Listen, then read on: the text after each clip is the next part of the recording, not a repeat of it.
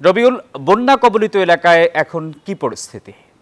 ধন্যবাদ আসিফ টুপু। আপনি যেমনটি বলছেন যে তিস্তার পানি কিন্তু নেমে যাওয়া শুরু হয়েছে এবং তিস্তার পানি বর্তমানে বিপদসীমার 18 সেন্টিমিটার নিচ দিয়ে প্রবাহিত হচ্ছে এবং ইতিমধ্যে কিন্তু তিস্তার তীরবর্তী এলাকায় অর্থাৎ নিম্ন অঞ্চলে কিন্তু এখনো পানিবন্দী রয়েছে প্রায় 1,500 মানুষ এবং মানুষগুলো কিন্তু এখনো কিছু কিছু পানি নেমে গেলে কিন্তু সে বাড়িগুলো পরিবারগুলো কিন্তু ঘর বাড়িতে ফিরতে শুরু করেছে এবং পাশাপাশি এখানকার মানুষের মধ্যে কিন্তু একটু স্বস্তি ফিরে এসেছে এবং হঠাৎ করে যে বন্যার দেখা দেওয়ার পরে কিন্তু তারা অনেক দুর্ভোগে পড়ে এবং তারা কিন্তু ঘর বাড়ি ছেড়ে উঁচু স্থানে আশ্রয় নিয়েছেন। পাশাপাশি আপনি দেখছেন হাতীবান্ধা উপজেলার ধুবনি ধুবনি এলাকায় কিন্তু একটি কাঁচা সড়ক ভেঙে গিয়ে কিন্তু এখানে দুর্ভোগ সৃষ্টি হচ্ছে এবং ঘর বাড়িতে পানি প্রবেশ করেছে এবং রোপা আমনের কিন্তু ব্যাপক ক্ষতি হয়েছে। ইতিমধ্যে আমরা লালমনিরহাট কৃষি সম্প্রসারণ অধিদপ্তরের ডিডি মহোদয়ের সাথে কথা বলছি। তিনি জানিয়েছেন 4,500 হেক্টর জমিতে কিন্তু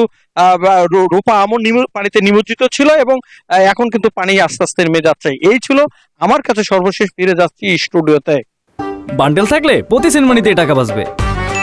বিকাশ সেনমানি বান্ডিল কিনে জিতুন প্রতি লেনদেনে।